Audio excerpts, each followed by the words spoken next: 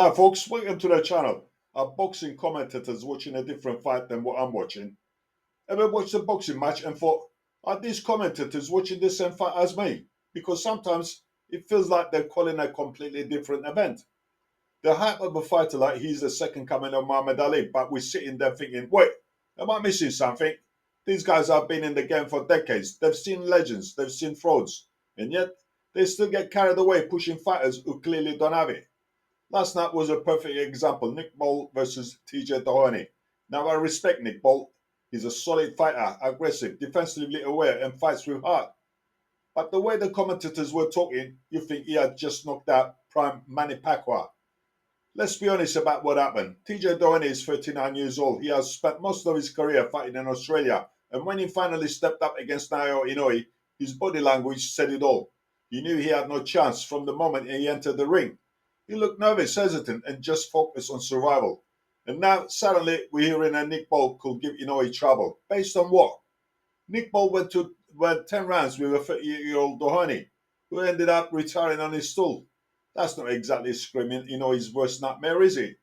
Let's break it down logically. Bolt is tailor-made for Inoue to dismantle. Bolt fights with a high guard, forward pressure style. He throws volume over precision. He relies on breaking opponents down rather than one-punch power. That style works against guys at his level, but against Inoue, that's a death sentence. Here is exactly what will happen if they're fought. Inoue baits Bolt into jabbing, not because he's worried, but because he's setting traps. Bolt starts committing forward, thinking he can apply pressure. Inoue sidesteps, counters with a liver shot or a sharp right hand over the top. Bolt hesitates. Now he's thinking twice about rushing in. By round 6 or 7, it's game over. Inoue sets the final trap and ends the fight. Nick Bolt doesn't have the power to trouble Inoue. He couldn't stop Raymond Ford. He couldn't stop Ronnie Rios. And last night, he couldn't even put away a 38-year-old TJ Doheny. And now we're supposed to believe he's a problem for Inoue. A pound-for-pound monster, come on. So why do commentators insist on hyping fighters to ridiculous levels? Simple. They're selling you a story. They know boxing is built on momentum and hype. A British fighter wins a world title. Suddenly, he's the next big thing. But we've seen this script before. Callum Smith was supposed to trouble Canelo. Billy Joe Saunders was supposed to outbox Canelo. Caleb Plant had the skills to neutralize Canelo. What happened? They all got broken down and stopped. Nick Bolt versus Inoue will be no different. Look, I like Nick Bolt. I respect his heart, his grit, and his defensive ability, but let's not get carried away.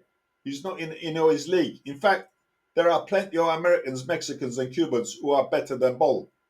If he moves up in weight, it'll only get harder. The lesson here, hype doesn't win fights, skills do. And when it comes to skill, Inoue is levels above Nick Bolt and anyone else in that weight category. Nick Bolt versus Inoue, that's not a fight, that's a lesson.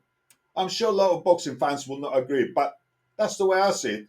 And like everyone else, I have my own opinions. Thanks for watching, folks. If you like it, hit the like and subscribe. If you think Nick can beat Inoue, put your comments below. And see you next time.